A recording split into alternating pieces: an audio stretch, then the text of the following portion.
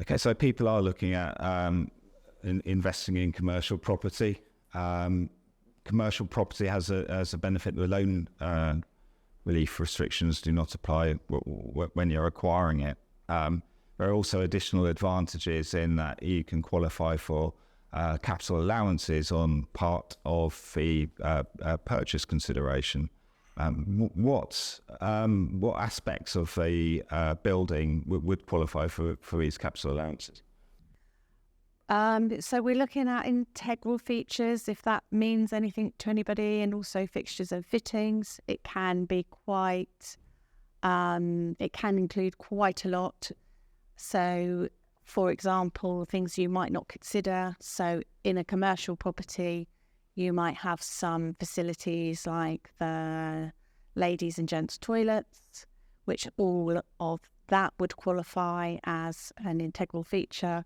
So the sanitary ware, you might have a lift, which would qualify, lots of other parts of the building, which basically means you separate them out from the bricks and mortar of the building, and you can claim capital allowances on them. So you get quite considerable tax relief in terms of that. What's a Section 198 election and why are they important? Because they can only be claimed once on a building. So it's not for every single purchaser. They don't continue down the line. So you buy the building, you claim the capital allowances, you sell the building, the next person buys it, claims the capital allowances.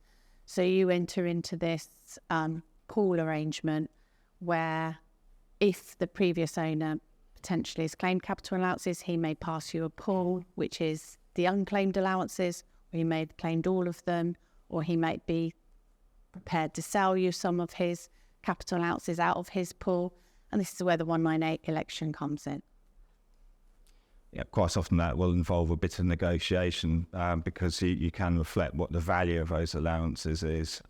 So normally the purchaser is going to want that stated value to be high, whereas a vendor would not. So you've got conflicting reasons. So you just have to negotiate what gets stated because both parties then have to use that value.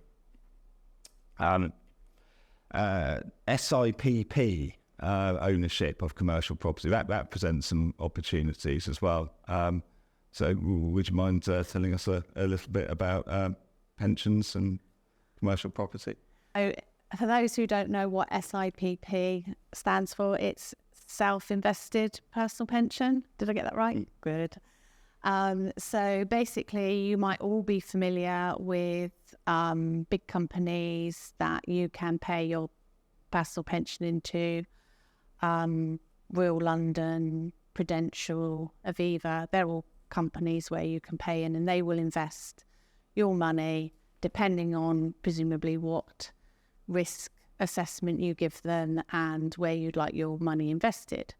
Or as an alternative, you can actually create your own vehicle for investing your money. So you basically put it into a pension. It's operated by trustees, and but they listen to you, and you can basically go and say, I'd like to buy that property. So your pension fund will go and buy that property. The only restriction here is you cannot buy residential property. So you would have to be buying commercial property. But it works very well for a company that's operating out of its own premises, potentially, where the owner of the premises could either be the company or the owner of the company. So the company can pay into the SIPP or the SIPP, however you want to call it, and build up the funds. And when it has sufficient funds, it can also borrow, but I don't want to get too much into pensions in case I get it wrong. It can go and buy the property off of either the company, if the company owns it, or the owner, director, shareholder of the company. If that company's been traded from, potentially there is a favourable tax relief, so you might be paying tax at 10% on the disposal of that, and then that's going to release money to you from the pension. So don't forget, the money to buy this company is, if it's come from the company, it's gone in and created a corporation tax relief. As the money goes into the pension scheme, then it comes potentially out of the pension scheme to the individual shareholder and director, who then might be selling the property into the pension scheme for 10%. Then going forward, the rent, which potentially has previously been paid either from the company to the direct shareholder, is now going into the pension scheme. You're getting a corporation tax deduction for the rent, but the pension scheme isn't paying any income tax or any other kind of tax.